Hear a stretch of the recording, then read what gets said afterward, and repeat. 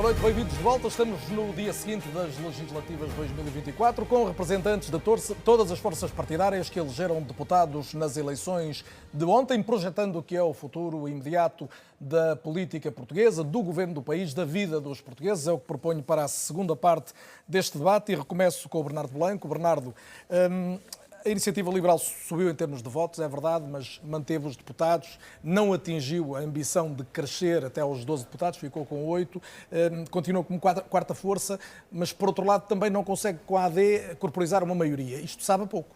A Iniciativa Liberal cresceu em mandatos, cresceu em votos, cresceu nos distritos onde tinha mandatos, era isso que eu queria dizer. Não cresceu, é verdade, tanto em deputados como queríamos, não aconteceu. Mas parece-me que há um ciclo de mudança para o qual contribuímos e isso efetivamente é positivo e agora vamos ter, com o mesmo número de deputados, uma oportunidade de influenciar a governação completamente diferente daquela que tínhamos antes. 8 deputados antes, tudo o que apresentavam era chumbado pela maioria absoluta.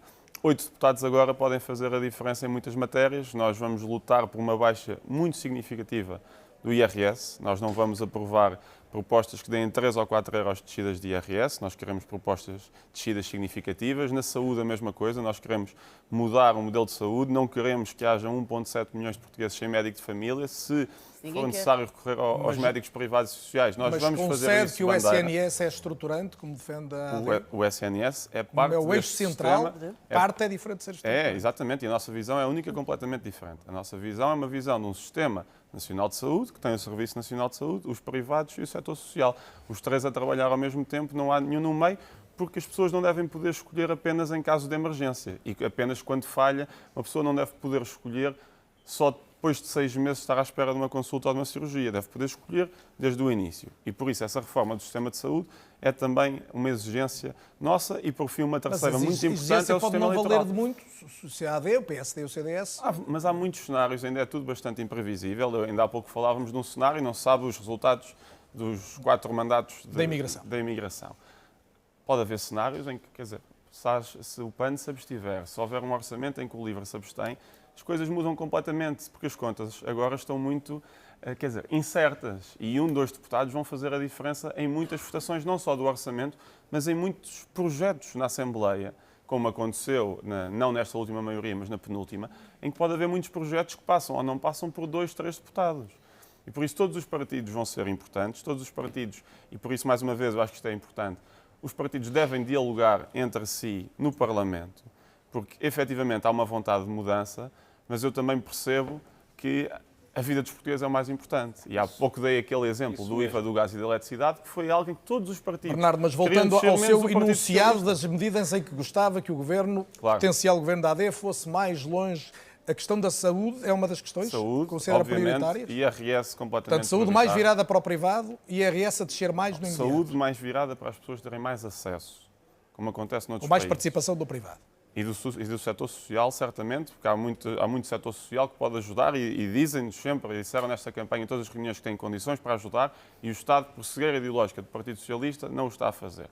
E um outro ponto que eu acho que é mais consensual, e digo-lhe, o sistema eleitoral, onde desperdiçámos praticamente 700 mil votos, e eu acho que há partidos, quer de direita, quer de centro, quer de esquerda, que acham que é preciso mudar o sistema eleitoral e que vão fazer força para isso. E por isso nós não podemos ter um sistema eleitoral que desperdiça quase 700 mil votos, que beneficia o PS e o PSD em detrimento de todos os outros e que obviamente condiciona o voto das pessoas. As pessoas não estão a votar no que acreditam, porque esse sistema eleitoral está completamente, perdoem-me uma expressão, aldrabado para beneficiar os 2 maiores partidos. E por isso também deve ser uma prioridade. Eu acho que seria um erro se na próxima eleição tivéssemos o mesmo sistema eleitoral, em que há partidos com centenas de milhares de votos, e nós também aconteceu esse cenário, que são desperdiçados e que não elegem ninguém. Nós tivemos 310 mil votos e 25% dessas pessoas que votarem em nós não têm um deputado representado, porque temos um sistema eleitoral feito para beneficiar os 2 maiores partidos. Soares tem aqui um potencial aliado que está mais caro hoje do que ontem. Não creio já que se começa dessa forma, mas é público, sempre o assumimos, que a Iniciativa Liberal, por uma questão de coerência nas propostas, nas posições e numa visão também sobre a sociedade, que é um parceiro privilegiado que nós temos para a governação e para podermos, em conjunto... Serviço Nacional de Saúde e Fiscalidade são matérias sensíveis. São, e como sabe o Carlos Daniel assinalou a diferença. O Carlos Daniel assinalou imediatamente a diferença. Para nós, o Serviço Nacional de Saúde é estruturante do Sistema Nacional de Saúde. Para a Iniciativa Liberal, não. Para nós, é. Isso não significa que nós não defendamos, como defendemos, a necessidade urgente de complementar o Serviço Nacional de Saúde com o setor social e com o privado. Para quê? Para poder salvar o Serviço Nacional de Saúde. Já vamos a essas propostas, espero ainda ter tempo, até porque há os tais 60 dias de um plano de emergência para a saúde. Joana Mortágua, quando a esquerda perde tantos eleitores, e é evidente que o Bloco tem mais votos, mas verdadeiramente o resultado não cresce em mandatos, vê a Assembleia virar à direita, isto não pode ser só culpa do PS. Que cota parte de responsabilidade tem a esquerda como um todo? Em que matérias é que não atendeu a esta sensação de desconforto e de descontentamento que motivaram, no fundo, o resultado de ontem? Bom, em primeiro lugar, é evidente que há um ciclo de mudança e, olha, o primeiro sinal desse ciclo de mudança é que há menos mulheres no Parlamento. Só assim, de repente, a primeira coisa que mudou automaticamente com o resultado das eleições é há menos mulheres no Parlamento do que havia no mandato da legislatura anterior. Mas é evidente que há uma frustração imensa com as condições de vida, não só com as condições de vida, mas com a forma como a democracia é encarada e como o sistema político é encarado, e isso tem uma cota parte de aproveitamento. Não é uma questão sensível. Os mais jovens, quando se percebe que os eleitores mais jovens votaram mais à direita, pelo menos mais claramente do que antes, eu não consigo deixar de olhar para os resultados de Portugal enquadrado num panorama internacional que tem exatamente o mesmo sentido. Agora, e encontrar talvez também os mesmos fundamentos. Fala-me aqui da questão geracional. É óbvio que há uma geração que só viu o Partido Socialista a governar, não tem memória da Troika, como tem a minha, por exemplo. Mas tem da geringonça. Mas tem da geringonça e tem sobretudo da maioria absoluta. E tem uma desilusão imensa com as suas possibilidades de vida face a uma expectativa, que é uma expectativa de ir sempre em crescendo. Há frustrações absolutamente legítimas com as condições de vida dos portugueses e das portuguesas. Há frustrações com o sistema democrático. Uma delas é aquela que já foi aqui mencionada. 56% dos votos no Bloco de Esquerda não resultaram em mandatos. 56% é o partido que mais fica prejudicado. São 176 mil votos. Porque é que a esquerda, como um todo, há uma exceção, porventura, do LIVRE, não está a chegar ao eleitorado mais jovem como está a chegar ao direito? O que é importante nós entendermos? Em primeiro lugar, é preciso ter humildade. Já foi dito e é verdade, nós não acordamos de um dia para o outro com 18% de pessoas racistas, fascistas em Portugal. É preciso ter muita humildade para perceber quais foram as questões fundamentais em que a governação falhou nos últimos anos. E isso existe. A crise da habitação é uma crise profunda em Portugal. É, na minha opinião e do Bloco de Esquerda, uma das maiores razões de descontentamento da nova geração e da classe mais jovem, e eu continuo a achar que ela não se resolve com um choque fiscal, aliás, com muitos dos problemas que o país tem. E a minha grande pergunta é, este voto de protesto, de descontentamento, que é legítimo e que quis uma mudança, quando perceber que a mudança que elegeu não resolve o problema da crise da habitação, o que é que vai acontecer? Diz a Joana, e é por isso, não é? O que está provado é que as vossas soluções é que não se eu acreditasse noutra coisa, não defendia aquilo, não defendia aquilo em que ficou demonstrado e as pessoas sentem no dia a dia que as vossas soluções é que não levaram a nada nenhum. Se eu acreditasse noutra coisa, eu não defendia aquilo aquilo que defendo. Nesse momento, é preciso nós termos um debate feito, aprofundado e preparado sobre soluções à esquerda, alternativas àqueles que vão governar. Portanto, não está feito esse debate. E é isso que nós queremos liderar. Nós queremos liderar um debate sobre os grandes temas que este país tem que fazer. Este país tem que debater justiça. Este país tem que debater habitação. Imigração. Tem que debater imigração. Tem que debater saúde. A esquerda devia ter trazido mais o tema da imigração para o debate. Nós queremos liderar esse debate à esquerda. Não queremos que a única solução para os grandes debates que o país tem de fazer e onde as governações falharam, não há volta a dar, sejam apenas a direita. Porque, aliás, a governação também dirá... João, em relação à atualização da mensagem, a CDU, o PCP é sempre particularmente visado, ainda agora a questão da guerra na Ucrânia e da invasão da Ucrânia pela Rússia acabou por ser um ponto em que claramente foi apontada uma fragilidade no discurso do PCP. O PCP precisa ou não de atualizar a mensagem? Eu creio, todavia, que em relação a esse aspecto que referiu, é justo estabelecer uma diferença entre aquilo que desde o início o PCP disse e aquilo que ao longo do tempo foram dizendo que o PCP dizia. E eu acho que nessa diferença residem muitas das incompreensões que se manifestaram também neste resultado eleitoral. Mas, sendo justos, não podemos considerar que aquilo que dizem, ou que muito daquilo que dizem que o PCP disse a respeito dessa matéria, corresponde àquilo que o PCP efetivamente disse. Aliás, houve muita manipulação, muita deturpação. A NATO, os Estados Unidos, foram a apelar, olha, aquilo que ainda esta semana o Papa Francisco veio dizer, uma solução política negociada para o conflito. Foi dizer que aquele caminho que se estava a abrir ali só ia gerar destruição, morte e sofrimento. E assim se verifica há mais de 2 anos. Era apenas um exemplo a sugerir a sua reflexão sobre a atualização. Mas em relação à dificuldade, à alegada dificuldade do PCP de introduzir temas que vão ao encontro de preocupações das pessoas, eu faço lembrar que nesta campanha, independentemente das motivações e da consequência prática que isso terá, mas se nesta campanha toda a gente acabou de falar de salários e não há quem não reconheça hoje que os salários em Portugal são baixos e que este é um problema estrutural do país e que se não o resolvermos, não conseguiremos resolver outros problemas que o país enfrenta, bom, isso alguma coisa se deve ao PCP. Houve até quem replicasse e começasse a usar a expressão de choque salarial que o PCP introduziu. Agora, vamos também ser justos no que toca à repartição de responsabilidades. A propósito de governações passadas, nós tivemos nos 8 últimos anos, governos do Partido Socialista, durante um determinado período de tempo, sem maioria absoluta, de maioria relativa, nos 2 últimos anos com maioria absoluta. Primeiro ano, maioria absoluta do Partido Socialista, 2002. Condições excepcionais do ponto de vista da estabilidade, da desejada estabilidade política, no sentido em que tinham a maioria absoluta, podiam fazer aquilo que muito bem entendessem. Um crescimento económico, muitas vezes disse, os salários não podem subir se não subir primeiro o crescimento económico. Nós tivemos em 2002 o maior crescimento que o país alguma vez registrou até então. Maior taxa de crescimento que o país... O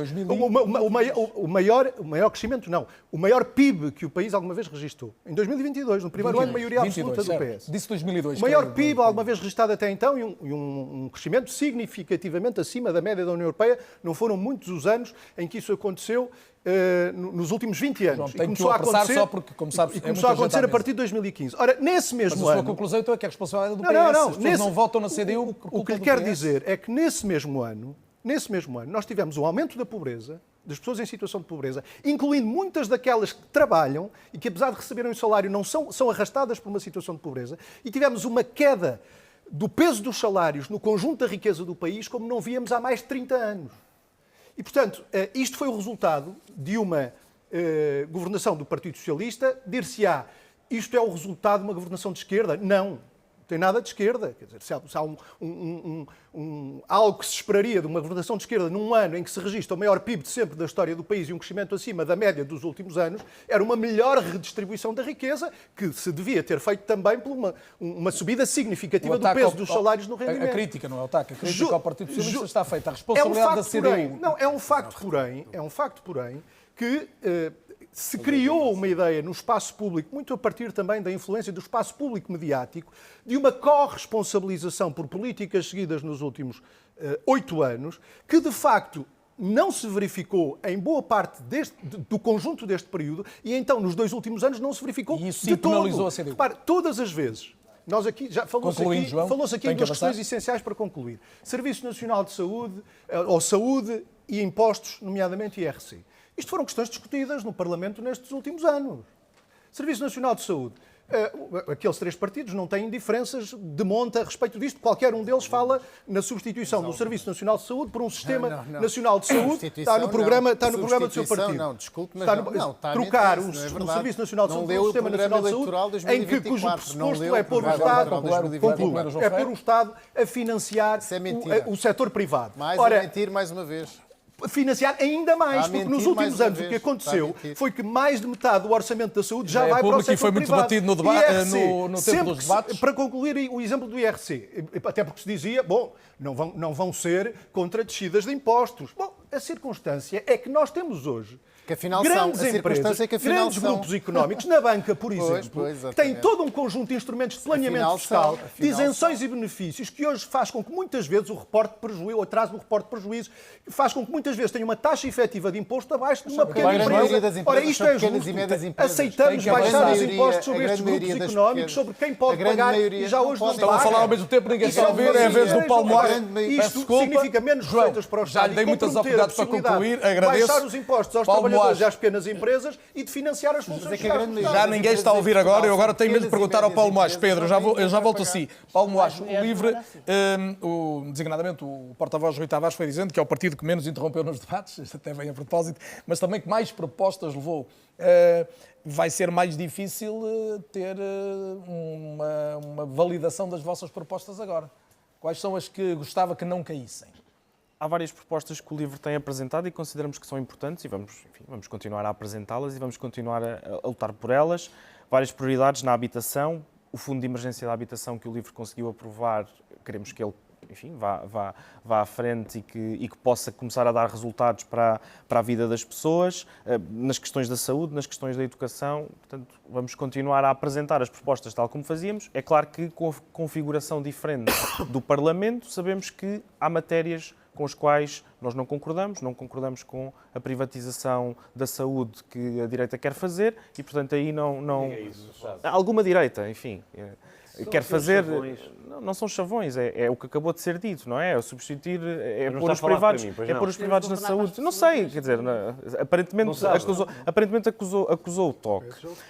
E que já estão a acontecer e que são parte dos problemas que nos últimos anos não foram resolvidos e que levam também à situação de descontentamento das pessoas e àquilo que é a revolta das pessoas. E em relação à descida global, eu sei que o LIVRE esteve em contraciclo dos eleitores à esquerda. Que explicações é que encontra?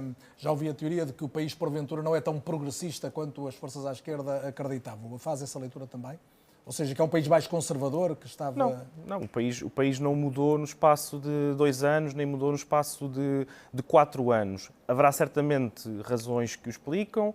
Nós acreditamos que, enfim, isso tem sido também demonstrado periodicamente, que há uma maioria sociológica em Portugal que é de esquerda, que tem valores de esquerda, que tem valores progressistas, que tem valores de abertura, de tolerância, de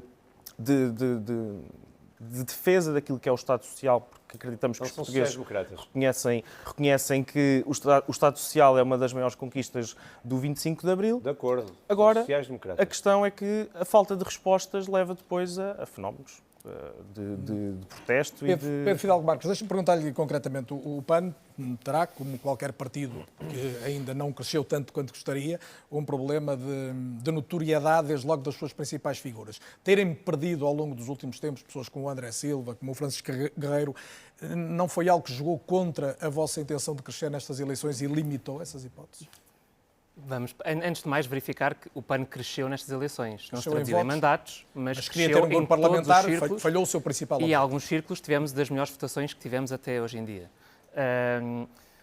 Mas não posso deixar de comentar que o que diz é verdade. E assumo aqui que é o timing oportunista, como que alguns, o nosso ex-líder ou algumas pessoas saíram e anunciaram, algumas já tinham sido há mais tempo. Já houve um ex-filiado que saiu em setembro e anunciou na semana antes das eleições.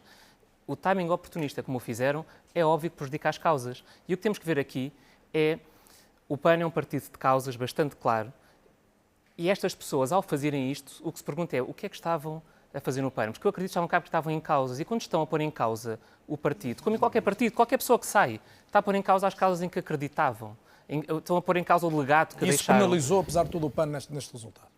O PAN cresceu agora, se poderia ajudar a crescer mais. Claro que sim, nós tivemos situações, como em vários partidos, que os ex-líderes estão lá a apoiar. E é isso que se deve esperar de um líder que é um líder estadista, é que esteja a apoiar os seus sucessores. E isso deixa aqui, não tenho problema de o assumir. Mas agora, neste momento, o que temos é ver para a frente. E o que estávamos a ver aqui para a frente, e o PAN continuar a ser esta oposição construtiva, como tem sido, de pontes e de diálogo, não fazemos oposição destrutiva, não fazemos... política terra queimada, e por isso o que nós queremos, e quando fomos analisar na nossa Comissão Política Nacional, é o que é que estão dispostos a ir nas nossas causas. E uma pergunta muito simples para o PSD ou para o PS, a força que tiver aqui em condições de governar. Estão dispostos, por exemplo, para acabar com os apoios públicos às touradas e traduzi-los em verdadeiros apoios à verdadeira cultura? Ou revogar o simplex ambiental ou o simplex urbanístico? Não faça muito, senão o Soares já não pode responder. O que quer responder à primeira das Mas eles terão muito tempo a refletir internamente e depois responder, porque isto seguramente não se irá decidir. Então, elencando só as suas principais preocupações? Não, esta é uma delas. Ou seja, esta questão, por exemplo, dos apoios públicos às touradas, para podermos apoiar a verdadeira cultura, a questão do simplex ambiental e o simplex urbanístico, que põe em causa a proteção da nossa natureza e que abre caminho a várias situações, como vimos do Data Center de Sines. Estas são questões que têm que ser trazidas por cima da mesa para podermos, depois, então, em sede própria, ponderar qual é que será o caminho. E nós cá estaremos para esta oposição construtiva de pontos e de diálogo. Estamos a chegar ao limite do nosso tempo, enfim, estamos na reta final, por assim dizer. Eu gostava de ter uma intervenção de cada um, se forem o mais sucintos possível. O Soares começava por si e o desafio é no fundo este. Há uma grande expectativa de várias camadas da população, de vários grupos profissionais, e falo para si porque à partida é a AD que vai liderar o próximo governo. O país vai conseguir responder aos professores, aos polícias, aos médicos, aos enfermeiros, a tanta gente que hoje acredita que há o excedente orçamental e vontade de quem lhe prometeu. Como é que se vai contentar toda esta gente? Que resposta? Continuando, oficiais de justiça, guardas prisionais, técnicos de diagnóstico terapêutica, médicos, enfermeiros, que já disse, é de facto o estado a que chegamos. E é contra isso que nós nos batemos nesta campanha eleitoral. Mas agora é para a frente. Agora é mesmo, é isso que eu quero dizer. Responde. E nós temos compromissos assumidos. Olha, desde logo com os professores, como sabe, temos um compromisso assumidíssimo. Ainda não havia eleições de recuperação faseada do tempo integral de serviço. Com as forças... Desculpe? Já votaram contra uma vez. Essa possibilidade de recuperação já podia ter sido concretizada se não tivessem votado contra. O que eu lhes estou a dizer é que nós, vou repetir, nós assumimos esse compromisso ainda antes. Só estava a lembrar que foi assim, antes disso foram contra. Nós assumimos o compromisso de nos sentarmos imediatamente para recuperar uma injustiça gritante que aconteceram com as forças e serviços de segurança promovidas pelo Partido Socialista.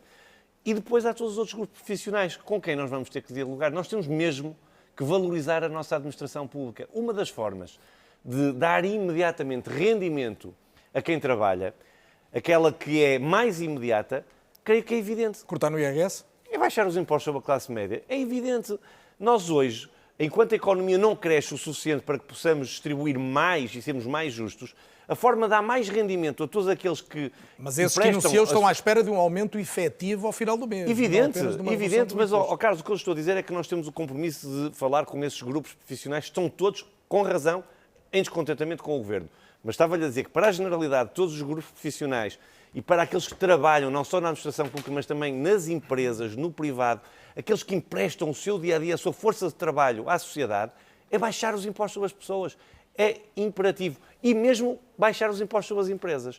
E aqui é uma profunda divergência, porque quem paga salários são as empresas. E baixar os impostos sobre o tecido empresarial português, que é fundamentalmente pequenas e médias empresas, é libertar condições para que se pague melhores salários, porque os salários não aumentam por decreto. Está a haver um governo da AD a responder ao descontentamento que está hoje na sociedade portuguesa e que se notou em particular no último ano? Ora bem, as circunstâncias deste ato eleitoral, com uma legislatura interrompida a meio, evidentemente não permitem fazer o balanço que normalmente se faria no final de uma legislatura. Nós não desconhecemos que há um legado que o próximo governo vai herdar, que é positivo a vários níveis, que permite dar respostas a várias coisas, ou seja, tem as contas públicas em ordem, tem a dívida pública abaixo dos 100%, houve um aumento de salário mínimo e salário médio ao longo dos últimos anos, mas evidentemente há aqui um conjunto de reivindicações que estavam a ser atendidas e que, para as quais há folga orçamental, precisamente devido a uma política de consolidação orçamental e que está assumida, aliás, no programa eleitoral do Partido Socialista, porque as contas feitas para esse objetivo, seja nas carreiras profissionais já referidas, das forças de segurança, dos professores, essa recuperação, seja a do tempo, seja aquela que diz respeito ao aumento salarial, era um eixo fundamental, era a proposta por excelência do Partido Socialista no que diz respeito ao seu programa económico. E, portanto, há condições, e entendemos que elas foram reunidas ao longo desses 8 anos para dar resposta a muito deste quadro reivindicativo. Efetivamente, a legislatura foi interrompida a meio, num contexto em que conhecemos, o que desgasta, obviamente, a forma como o Partido Socialista se apresenta a votos.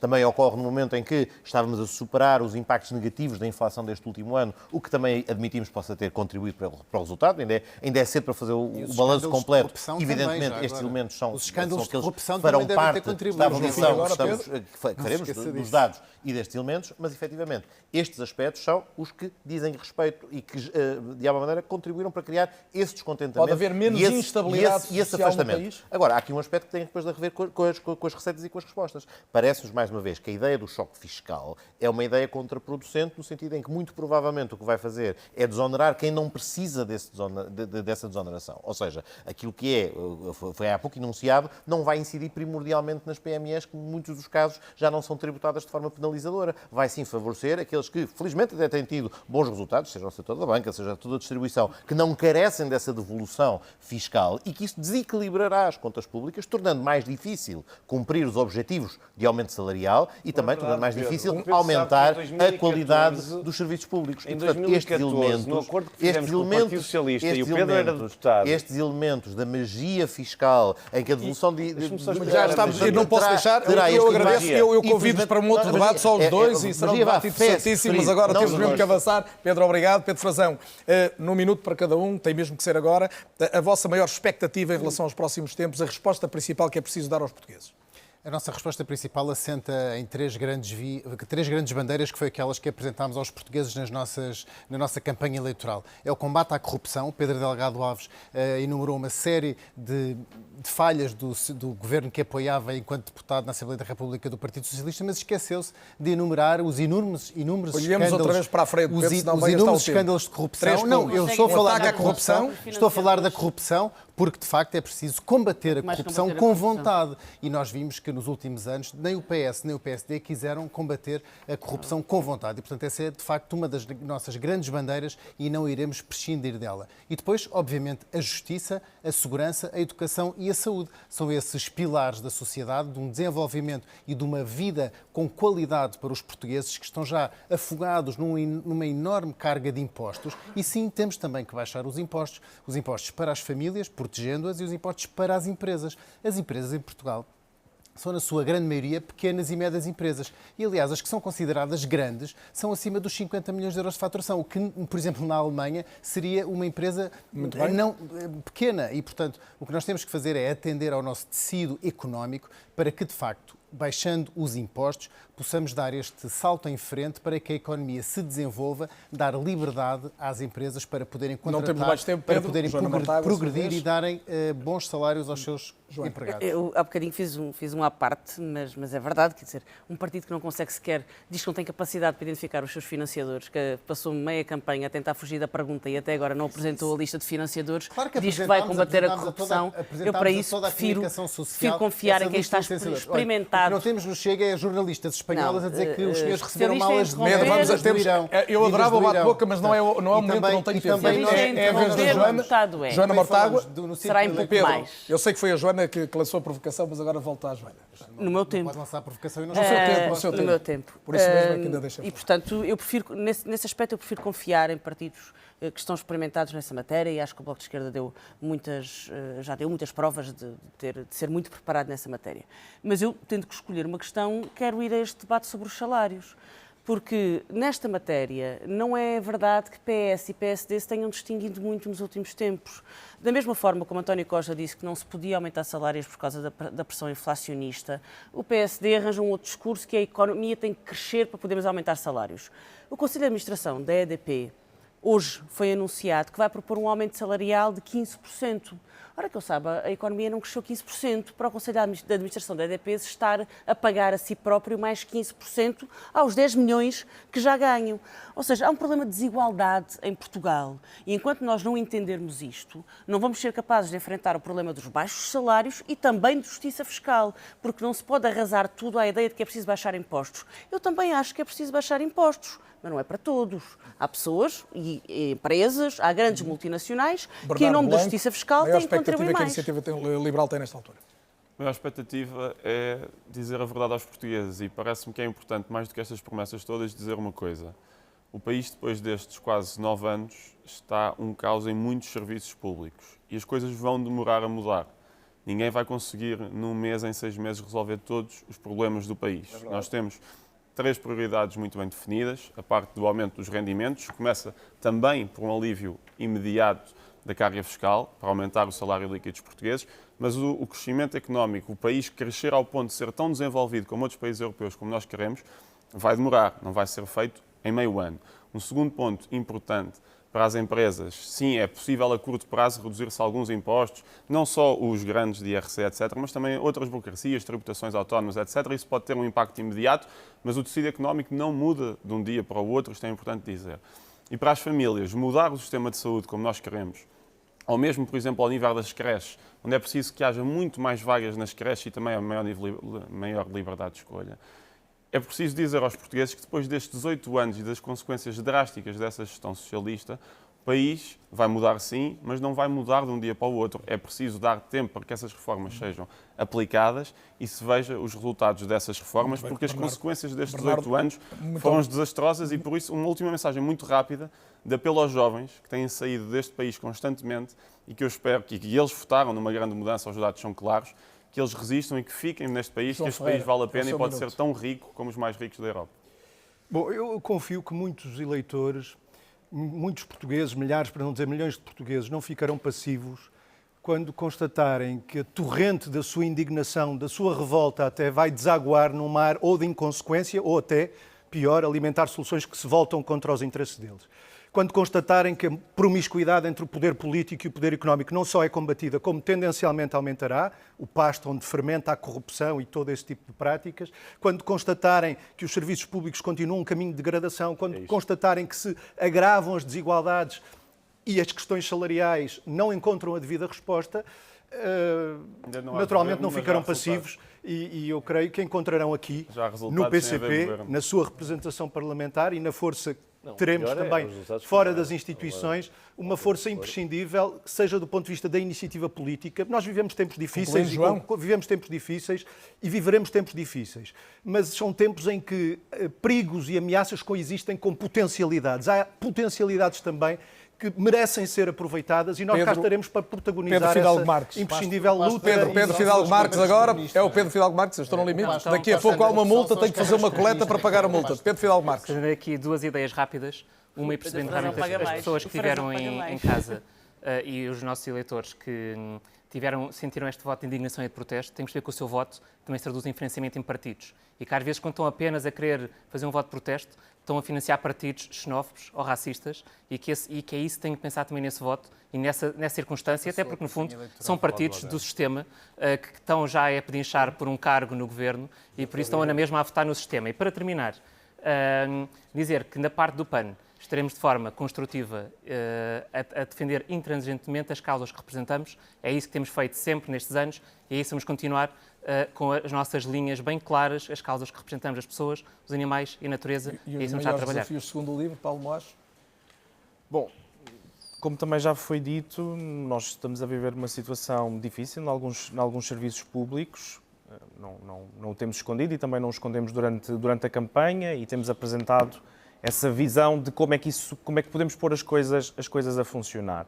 A verdade é que, da última vez que a direita governou o país todo esteve na rua a opor-se àquilo que eram as medidas injustas e de aumento da desigualdade que a direita propôs.